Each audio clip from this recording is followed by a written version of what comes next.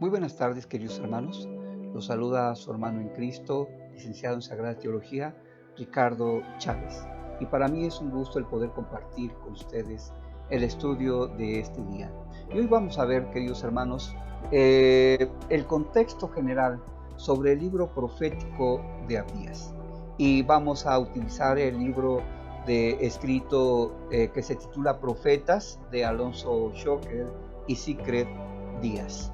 Bueno, no es extraño que encontremos en los libros proféticos oráculos o denuncias contra países extranjeros. Inclusive podemos decir que estas denuncias y amenazas son fundamentales dentro de su mensaje profético y demuestran en sí la soberanía absoluta de la palabra de Dios. Y esto va a desbordar los estrechos límites territoriales de su pueblo. Lo original de las páginas del libro profético de Abdías, vemos que el aplicar el término libro a 21 versículos tal vez podría resultar irónico.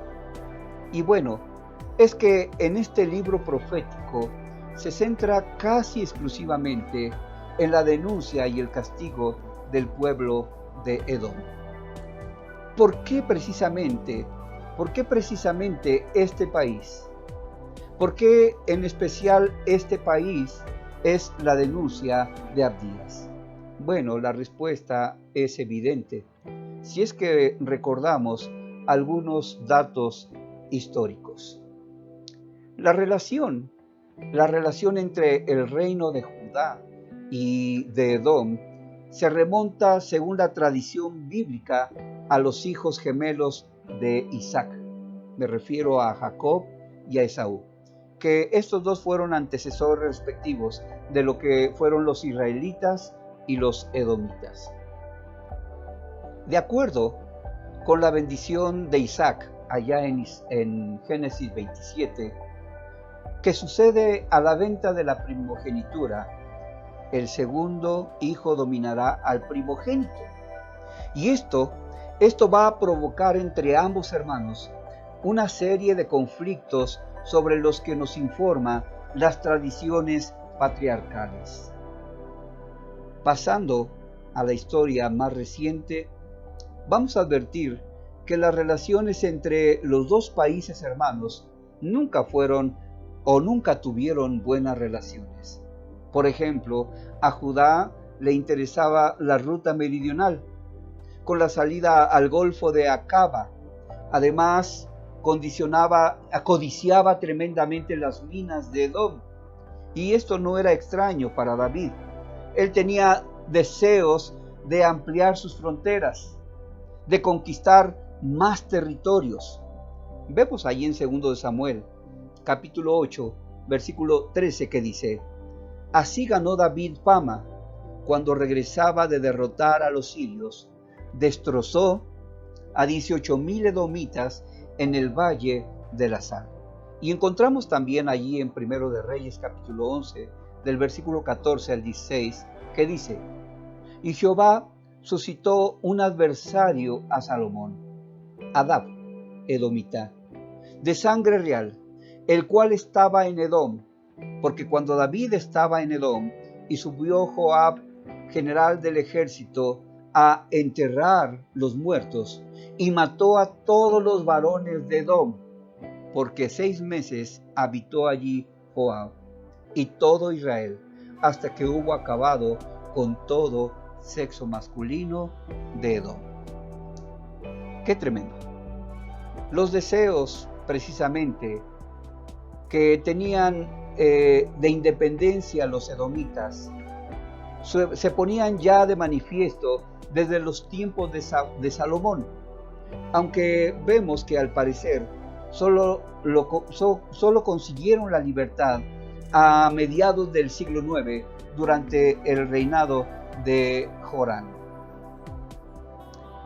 Pero todo esto no curó la llaga. Edom, como dice Ezequiel allí en el capítulo 35, versículo 5, guardó un rencor antiguo. Edom guardó ese rencor en su corazón. Y también Amós nos dice que ahogando la compasión, conservó siempre la cólera.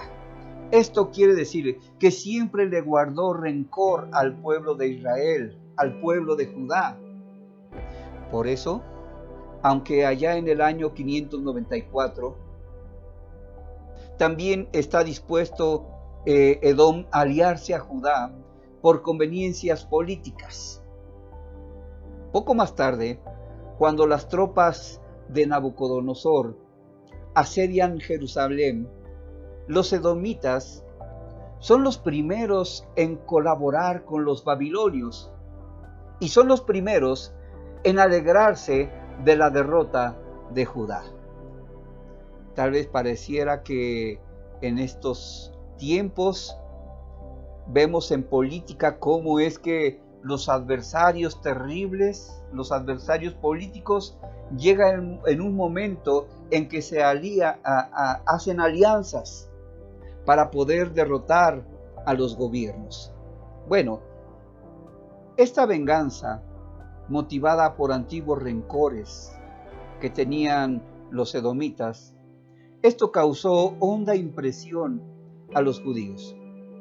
Se recordaba, por ejemplo, allá en el Salmo 37, versículo 7, se recordaba con amargura todo lo que ellos experimentaron, el pueblo de Dios experimentaron allá en Babilonia, allá en Palestina.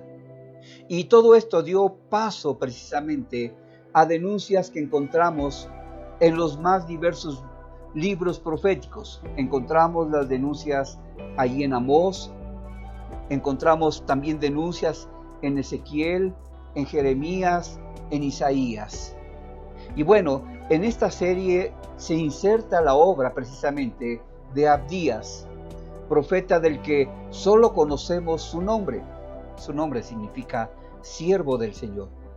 Y quizás fue un profeta cultual, pero esto no podemos deducirlo de sus palabras con tanta claridad como algunos lo pretenden.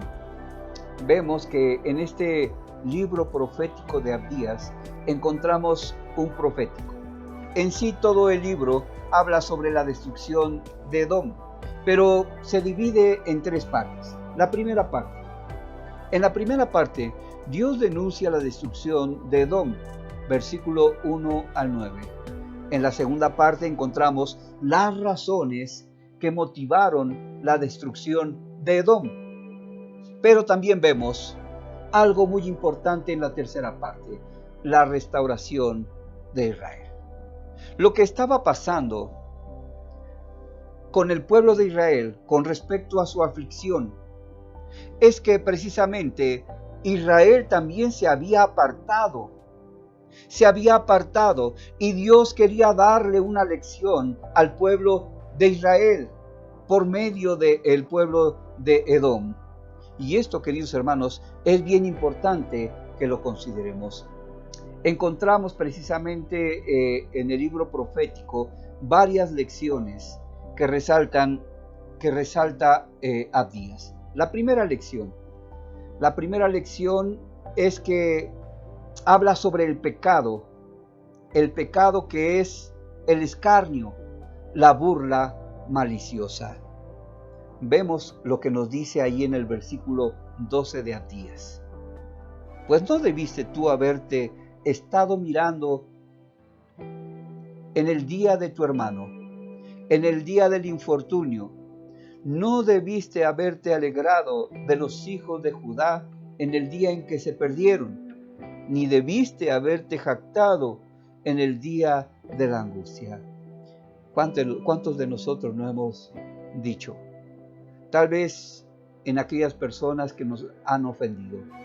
Tal vez nuestro corazón de soberbia ha dicho, eso le pasa, para que se le quite. Y muchas veces nosotros nos alegramos también del infortunio de muchas personas. Pero ¿qué vemos en esta primera enseñanza? Lo que vemos en el versículo 12 es que el regocijarse sobre la angustia y la aflicción de otros Dios en sí, queridos hermanos, lo prohíbe. Dios no está de acuerdo. Y el profeta denuncia precisamente enérgicamente la dureza humana sin tener ninguna disposición de ayudar a sus semejantes. ¿Cuánta necesidad tiene el mundo de esta lección, de mirar a las personas con amor? Por eso la palabra de Dios nos dice, tenemos que amar a Dios con todas nuestras fuerzas, pero también la Escritura nos dice, tenemos que amar a nuestros semejantes como a nosotros mismos. Otra importante lección es las defensas humanas. Muchas veces las defensas humanas resultan inútiles cuando el poder de Dios se abate sobre los hombres. Ahí en el versículo 3 y versículo 4 dice la Escritura, la soberbia de tu corazón, le escribía a Edom, la soberbia de tu corazón te ha engañado, tú que moras en las hendiduras de las peñas, en tu altísima morada, ¿qué dices en tu corazón? ¿Quién me derribará a tierra? Si te remontares como águila, y aunque entren las estrellas, y aunque entre las estrellas pusieres tu nido, de ahí te derribaré, dice Jehová. Nuestra soberbia muchas veces engaña nuestro corazón. Y tal vez podamos estar en una posición poderosa, pero tal vez esa posición, tarde que temprano, si estamos utilizando ciertos puestos con la jactancia, querido hermano, Dios nos puede dar ciertas lecciones. Por eso el Salmo 127, versículo 1 nos dice, si Jehová no edificare la casa, en vano trabajan los que la edifican. Si Jehová no guardare la ciudad, en vano vela la guardia. El mundo de nuestros días se está armando hasta los dientes. Y podemos preguntarnos, ¿qué vale todo esto si Dios no está con el pueblo? ¿Qué valen las asambleas de las Naciones Unidas sin el reconocimiento de Dios en dichas asambleas? ¿Puede el mundo arreglar las cosas sin Dios y sin su palabra? ¿Puede el mundo hoy en la actualidad poder vencer esta pandemia? Podemos ver, queridos hermanos, con tristeza que se han hecho esfuerzos. Los científicos, los estudiosos han tratado de sacar una vacuna para que este mal de esta pandemia pueda ser sanada. Mas hasta este momento vemos que todos los esfuerzos humanos han sido en vano. Pero sí sabemos que Dios lo puede hacer. Dios puede sanar nuestra tierra. Pero eso va a acontecer cuando el mundo reconozca que en Dios está la respuesta. Una tercera lección la encontramos en el versículo 15, que nos dice, porque está cercano el día de Jehová, día de venganza, contra las naciones. Según tú has hecho, será hecho contigo. Tu mal proceder volverá sobre tu propia cabeza. Es la lección de la estricta retribución, porque Dios es Dios justo, que tiene que castigar a los malos e incrédulos, pero también bendice a los rectos de corazón. Dios es un Dios justo. Y Pablo lo plasmaba en su carta a los Gálatas. Vamos a ver cómo es que Pablo aplica esta verdad al individuo. Allí en Gálatas capítulo 6, versículos 7-8, Pablo nos dice, no os engañéis, Dios no puede ser burlado, pues todo lo que el hombre sembrare, eso también segará. Porque el que siembra para su carne, de la carne segará corrupción, mas el que siembra para el Espíritu, del Espíritu segará vida eterna. Todo lo que se siembra se cosecha. ¿Qué estamos sembrando? Estamos sembrando misericordia, amor, ¿verdad? Eso es lo que vamos a hacer, vamos a cosechar. Bueno, y la última lección es que de Jehová será el reino. En esta última lección que vemos del libro profético de Abdías, es que de Jehová será el reino. En el versículo 21 de Abdías nos dice: y subirán salvadores al monte de Sión para juzgar al monte de Saúl, y el reino será de Jehová. El reino será de Jehová. Esta es la segura esperanza del pueblo de Dios. A pesar de lo que veamos a nuestro alrededor, a pesar de lo que veamos en las televisoras, a pesar de lo que leemos en los periódicos, de lo que experimenten los fieles en estos tiempos de persecución, todas estas cosas se muevan tal vez hacia una culminación de la historia, que es la revelación de Dios.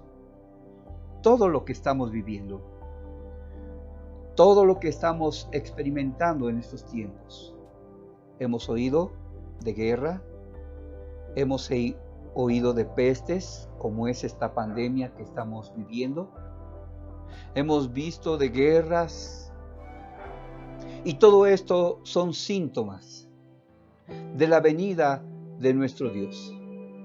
Y precisamente Abdías hace un paréntesis para recordar que todo lo que está sucediendo es que el reino de Dios se está acercando. Por eso, queridos hermanos, en este pequeño contexto general del libro profético de Abdías, podemos encontrar estas enseñanzas. Aunque es verdad, este libro profético tiene 21 versículos, pero tienen grandes enseñanzas. Ojalá que este estudio sea de gran bendición para tu vida. Oremos y demos gracias. Te damos gracias, Dios, y te alabamos porque has sido bueno y para siempre has sido tu misericordia. Muchas gracias, Dios, porque vemos que tú nos hablas en estos tiempos también. Tú hablaste por medio del profeta Abdías y denunciaste la gran retribución que Edom iba a tener. Pero también, Señor, esta parte profética nos alcanza hasta nuestros días. Ayúdanos, Señor. Ayúdanos a ser sensibles ante aquellos que sufren, ante aquellos que están experimentando el dolor y la angustia. Ayúdanos, Señor, a reconocer que todo lo que somos y todo lo que tenemos provienen de ti. Pero también, Señor, ayúdanos a comprender que los tiempos de tu venida están cercanos. Gracias por tu palabra. Oramos en el nombre de Cristo Jesús. Amén. Damos gracias, queridos hermanos, por este estudio. Espero que sea de gran bendición para su vida. Y hermanos, para mí es un gusto nuevamente. Soy su servidor, licenciado en Sagrada Teología, Ricardo Chávez, y nos vemos hasta el próximo estudio. Dios los bendiga.